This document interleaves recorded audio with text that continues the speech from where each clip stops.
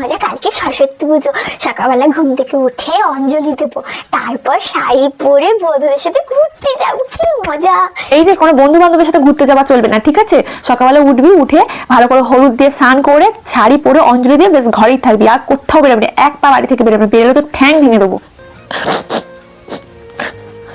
Hello, আমি না তোদের সাথে বেরোতে পারবো না, মা আমাকে যেতে দেবে না। কিন্তু যেদিনকার আমি অনেক বড় হয়ে যাব, চাকরি করব, সেদিনকার আমরা সবাই মিলে অনেক মজা করব, সরস্বতী পুজোর দিন সারা দিন ঘুরবো, সেদিনকার আর কেউ বারণ করার থাকবে না।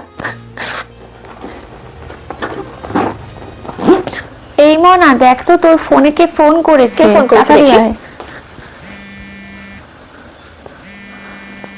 হ্যালো, এই এবছর সরস্বতী পুজোয় বেরোবি তো? আমরা সবাই কিন্তু হ্যান্ডলুম শাড়ি পরবো, তুই হ্যান্ডলুম শাড়ি পরিস, ঠিক আছে? না রে, এবছর সরস্বতী পুজো আমি ছুটি পাইনি, অ্যাকচুয়ালি আমার ভিজিট আছে বলে আমার ছুটিটা ক্যান্সেল হয়েছে।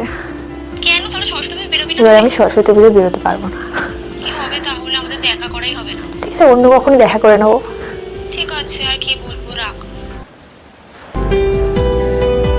কিন্তু যেদিনকার আমি অনেক বড় হয়ে যাব, চাকরি করব, সেদিনকার আমরা সবাই মিলে অনেক মজা করব, সরস্বতী পুজোর দিন সারা দিন ঘুরবো, সেদিনকার আর কেউ বারণ করার থাকবে না।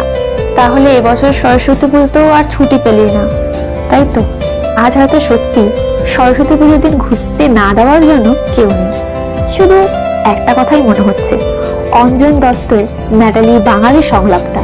খালি একটাই আফসোস, বড় হয়ে গেলাম খুব তাড়াতাড়ি, তাই না?